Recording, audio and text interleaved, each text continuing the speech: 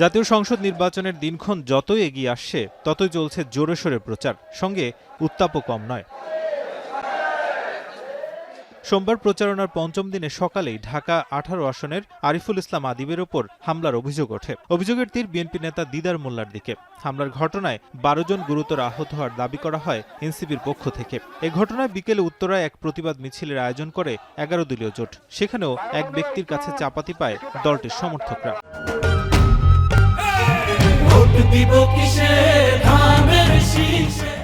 এই গণঅভ্যুত্থানের অন্যান্য নেতৃত্বকে দমিয়ে দেওয়ার জন্য ওই শেখ হাসিনা ভারতে বসে যেভাবে ষড়যন্ত্র করছে, তেমনি ভাবে এই দেশের কিছু ফ্যাসিস্টরাও সেই শেখ হাসিনার সাথে তাল মিলিয়ে আমাদের উপর হামলা চালিয়ে যাচ্ছে। এদিন ঢাকা মেডিকেলের সামনে প্রচারণা চালান নাসির উদ্দিন পাটোয়ারি। এ সময় একই আসনের বিএনপি প্রার্থী মির্জা আব্বাসের বিরুদ্ধে গণ অভ্যুত্থানের পর রাজউকের প্লট ও ফ্ল্যাট নিয়ে দুর্নীতির অভিযোগ করেন তিনি। একই আসনের বিএনপি প্রার্থী মির্জা আব্বাস এক অনুষ্ঠানে অংশ নিয়ে তিনি বলেন, বিএনপি অন্য দলের মতো চাঁদাবাজি না করে কর্মসংস্থান সৃষ্টি করে। আমরা দেখতে পাচ্ছি জোর যার মূল্যক তার। সেই ক্ষেত্রে ইলেকশন কমিশন মাঠে লেভেল প্লেইং ফিল্ড রাখতে পারছে না। তারা এক দলের ক্ষেত্রে হলো অন্ধ এবং বধির হয়ে অপেক্ষা করছে, অন্য দলের প্রতি পর্যবেক্ষণ করছে। যারা নিজেরা চুরি করে,